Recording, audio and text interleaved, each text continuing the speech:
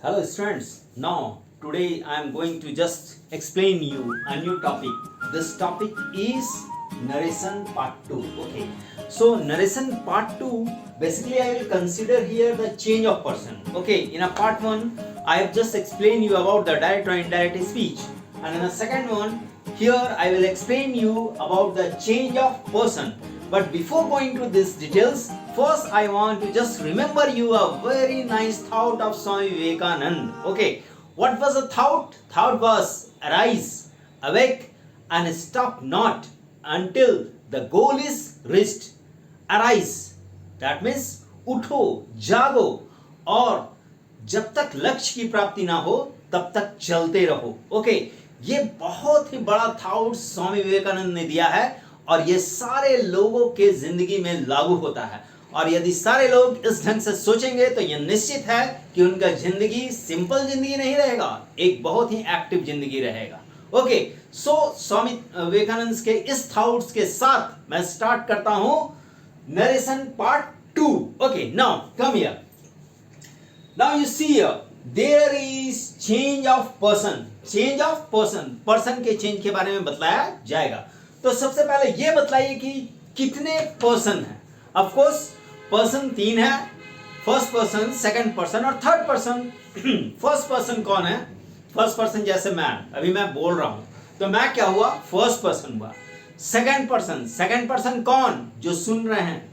First person that means ये जो mouth है. सेकंड पर्सन ये जो ईयर है, लिसनर, दैट मीन्स सुनने वाला. और थर्ड पर्सन कौन है? जिसके बारे में फर्स्ट पर्सन बोल रहा है. तो इस ढंग से ये फर्स्ट पर्सन, सेकंड पर्सन और थर्ड पर्सन होते हैं. चलिए अब आइए एक एग्जाम्पल के अनुसार मैं इसे क्लियर करता हूं. देखिए यहां एग्जाम्पल. राम सेड, राम ने कहा या राम ने कहा था. Ram said I kill a tiger, मैं एक बाघ मारता हूं. देखिए यहां 2 चीज है, ठीक है. Ram said I kill a tiger. इस जो भी मैंने लिखा है इसमें 2 पार्ट्स हैं. फर्स्ट पार्ट कौन से हैं? यहां पे राम सेड, इसको बोलते हैं हम लोग रिपोर्टिंग वर्ब. क्या बोलते हैं? Reporting verb. Reporting verb. Okay, reporting verb का साइड, ठीक है. ये कॉमा या डबल इन्वर्टेड कॉमा के पहले वाला जो पार्ट होता है ना, वो रिपोर्टिंग वर्ब होता है. और ये कॉमा या डबल इन्वर्टेड कॉमा के बाद का जो पार्ट होता है उसको बोलते हैं reporting speech. Reporting speech, reporting speech, ठीक है. चलिए अब इन्हीं दोनों का तो कमाल है सारा, ठीक है. Reporting verb and reporting speech. Reporting verb को ध्यान में रखिएगा कि ज्यादा चेंज नहीं होता है, जनरली वो जैसा रहता है वैसे ही रहता है. लेकिन जो बेसिक चेंज कहां पे आता है? रिपोर्टिंग स्पीच में ही सारा चेंज आता है, ठीक है. तो जब आप डायरेक्ट स्पीच से इनडायरेक्ट स्पीच में चेंज कीजिएगा तो रिपोर्टिंग वर्ब वाला पार्ट बहुत कम चेंज होगा, कुछ कुछ केस में चेंज होगा, नहीं तो सारे केस में ये जो चेंज होगा वो रिपोर्टिंग स्पीच ही चेंज होगा, ठीक है. और अब ये भी जान लीजिए कि चेंज क्या होता है. चेंज 2 ही चीज होता है, एक तो पर्सन का चेंज है और दूसरा क्या चेंज होता है? वर्ब चेंज होता है, ठीक है. तो अभी जो इस वीडियोस में मैं बताऊंगा ये है चेंज ऑफ पर्सन, ठीक है. तो सबसे पहले फर्स्ट पर्सन लेता हूं. चलिए आइए देखिए. Ram said I kill a tiger. I कौन सा पर्सन है? First person, second person, third person. I, मैं, दैट मीन्स फर्स्ट पर्सन. तो ये फर्स्ट पर्सन कैसे चेंज होगा? फर्स्ट पर्सन चेंज होगा किसके अनुसार?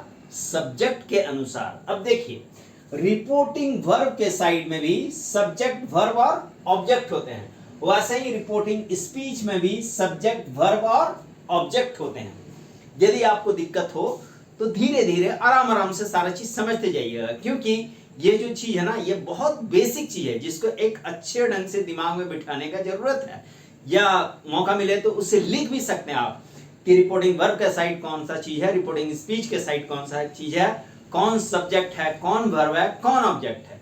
रिपोर्टिंग वर्ब के साइड और कौन है सब्जेक्ट, कौन है ऑब्जेक्ट और कौन है इसका ऑब्जेक्ट, ये रिपोर्टिंग स्पीच के साइड. दोनों चीज को लिख लीजिए, ठीक है. और उसके बाद आगे बढ़ते जाइए. चलिए आगे बढ़ते हैं. Ram said I kill a tiger, आप लिख चुके हैं. चलिए अब नेक्स्ट देखिए.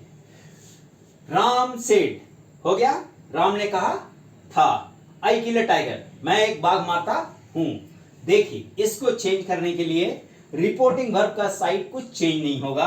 राम सेड तो राम सेड ही लिख दिए।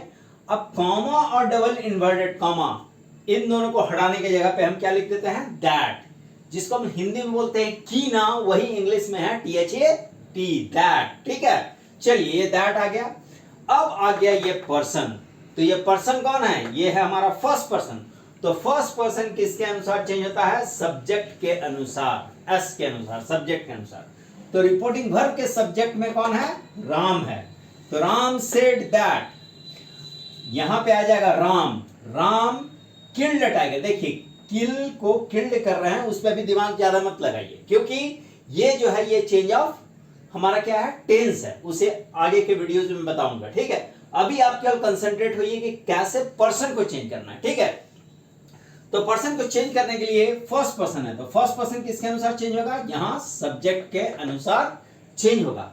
तो Ram said that, Ram killed tiger, बार बार राम को दोहराना अच्छा नहीं लगता है, इसीलिए राम की जगह पे क्या आ गया है, he. Ram said that he killed a tiger. ठीक है, बहुत अच्छे ढंग से कूल माइंड होके अच्छे ढंग से समझिए, जिससे कि आगे का कंसेप्ट और अच्छे ढंग से क्लियर हो जाए। ठीक है, सब एक दूसरे से लिंक्ड है। आप एक चीज यदि समझ जाएगा ना, तो दूसरा भी बहुत समझने में आपको सुविधा होगा। ठीक है, चलिए आगे आइए, देखिए नेक्स्ट। दे सेड, वे लोग कहे, comma double inverted comma, we kill a tiger, हम लोग एक बाघ मारते हैं।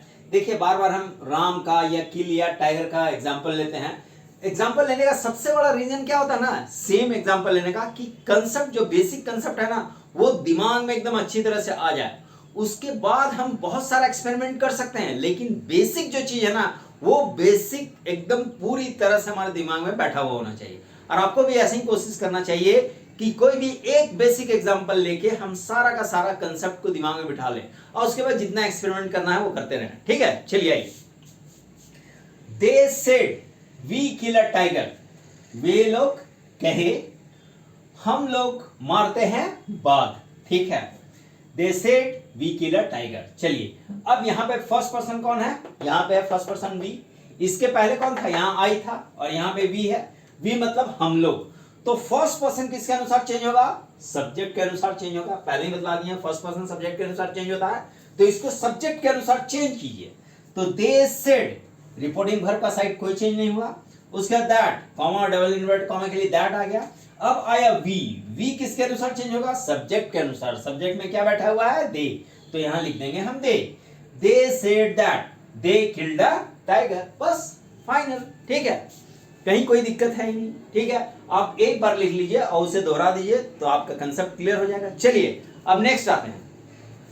फर्स्ट पर्सन का चेंज हो गया सब्जेक्ट के अनुसार, मतलब कि रिपोर्टिंग वर्ब के सब्जेक्ट के अनुसार। सेकंड है, सेकंड पर्सन में अब आएंगे। देखिए, राम सेड, राम ने कहा। ठीक है, टू मी, मुझे कहा, राम ने सेड टू मी। ठीक है, यू किल्ड अ टाइगर, देखिए यहां पे हम लगाए हैं यू, सेकंड पर्सन को समझाने के लिए क्या ले आए हम, यू। ठीक है, सेकंड पर्सन किसके अनुसार चेंज होता है, ऑब्जेक्ट के अनुसार। देखिए, अब रिपोर्टिंग वर्ब में ये था हमारा सब्जेक्ट, ये हो गया वर्ब, और ये हो गया ऑब्जेक्ट। तो सेकंड पर्सन जब आएगा ना, तो सेकंड पर्सन किसके अनुसार चेंज होगा, ऑब्जेक्ट के अनुसार चेंज होगा।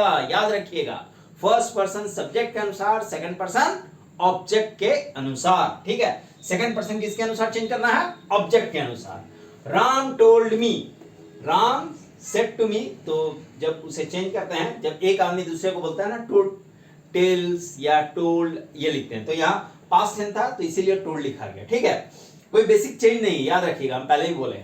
Ram told me, Ram told मी, कॉमा डबल इन्वर्टेड कॉमा के लिए, that you kill a tiger. You किसके अनुसार चेंज होगा, ऑब्जेक्ट के अनुसार। ऑब्जेक्ट में क्या बैठा हुआ है मेरा, मी, तो me, Ram told me that me killed a tiger, ऐसा तो नहीं लिखाएगा, इसीलिए मी को हम किस चीज में चेंज कर देते हैं, ऑब्जेक्टिव फॉर्म से उसे चेंज कर देते हैं हम लोग सब्जेक्टिव फॉर्म में। सब्जेक्टिव फॉर्म में उसे लिखेंगे तो क्या लिखेंगे, आई लिखेंगे। तो देखिए, Ram told me that I killed a tiger, Ram said to me you kill a tiger, Ram told me that I killed a tiger.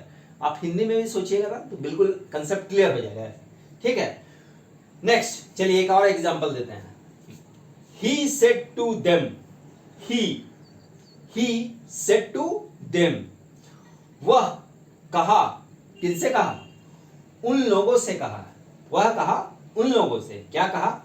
You kill a tiger, तुमने एक बाघ मारा है। ठीक है, सेकंड पर्सन यू था, यहां पे भी सेकंड पर्सन में यू ही आता है, वो सिंगुलर हो या प्लूरल हो, दोनों में सेम आता है, आप लोग जानते हैं। ठीक है, तो यू किल अ टाइगर, तो he told them, he said के जगह पे टोल्ड, देम के जगह pay them he told them that you किसके अनुसार चेंज होगा? देम के अनुसार। देम के लिए ये देम क्या है? ऑब्जेक्टिव केस है, इसको जस्ट हम सब्जेक्ट में चेंज करेंगे तो क्या आ जाएगा? दे आ जाएगा।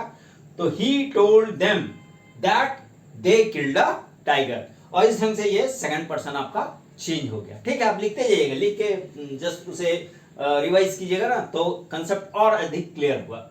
इसके बाद बारी बचता है हमारा कौन सा? ये बात है थर्ड पर्सन कोई चेंज नहीं आता है। चलिए अब मैं उसे लिख के बतलाता हूं। ठीक है,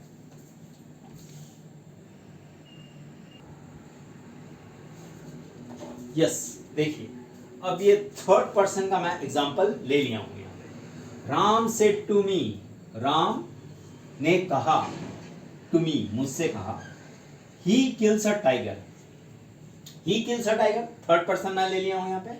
ठीक है, थर्ड पर्सन के बारे में क्या बोला जाता है कि थर्ड पर्सन में कोई चेंज नहीं आता है। थर्ड पर्सन यदि जैसा भी रहे वो वैसा ही लिखा जाएगा। ये देखिए, Ram said to me he kills a tiger, तो Ram told me that he, वही ही यहां पे आ गया, ही किल्ड अ टाइगर। ठीक है, तो जैसा जो पर्सन था वो बस पर्सन वही रह गया। दैट मींस थर्ड पर्सन में कोई चेंज नहीं आएगा, बिल्कुल दिमाग में बिठा लेना है। ठीक है, चलिए एक और एग्जांपल लीजिए। You said to her, you said to her, आपने कहा उससे, you said to her, comma double invert comma हो गया। दे किल्ड टाइगर, वे लोग एक बाघ मारते हैं। तो you told her that they था, बस दे ही आ गया, दे किल्ड अ टाइगर, कोई चेंज नहीं आया। थर्ड पर्सन में कोई भी चेंज नहीं आया। ठीक है, तो इस ढंग से मेरा एक शॉर्टकट फॉर्मूला निकलता है जो आप जानते हैं, पर्सन 1 2 3 SON, सन, 1 2 3 सन। तो इस ढंग से आप बिल्कुल याद रख सकते हैं, 1 2 3 सन। ठीक है, फर्स्ट पर्सन सब्जेक्ट के अनुसार, सेकंड पर्सन ऑब्जेक्ट के अनुसार, थर्ड पर्सन नन, कोई चीज नहीं, 1 2 3 सन। ओके, क्लियर हो गया दिमाग में आपके? चलिए अब बेसिक जो बात बचा वो आपके प्रैक्टिस के अनुसार बचा। आपको बहुत सारा प्रैक्टिस करना है जिसमें कि आपका इफिशिएंसी बढ़ेगा। ठीक है, कई अलग अलग प्रश्नों को लीजिए और उसे सॉल्व कीजिए, तो आपका क्या होगा, उसमें इफिशिएंसी बढ़ जाएगी। ठीक है, चलिए ये तो मेरे साइड से सारा कुछ हो गया। अब आपके साइड्स का कुछ बच रहा है। आपके साइड से क्या बच रहा है कि आपको एक लाइक करना है और दूसरा क्या करना है आपको, दूसरा आपको इसमें सब्सक्राइब करना है। ठीक है, आप देख लीजिएगा वीडियोस, यदि वीडियोस आपको पसंद आए तो डेफिनेटली आप इसे लाइक कीजिए और साथ ही साथ क्या कीजिए, इसे सब्सक्राइब कीजिए। क्योंकि ये क्या होता है ना, ये लाइक और subscribe just like a fuel की तरह होता है हम लोगों के लिए। आप यदि सब्सक्राइब और लाइक करते हैं तो हम लोग को और ज्यादा फ्यूल्स मिलता है, जिससे कि हम लोग इस पे और अधिक मेहनत कर पाते हैं। ठीक है, इसे और अच्छे ढंग से प्रोड्यूस करने का कोशिश करते हैं।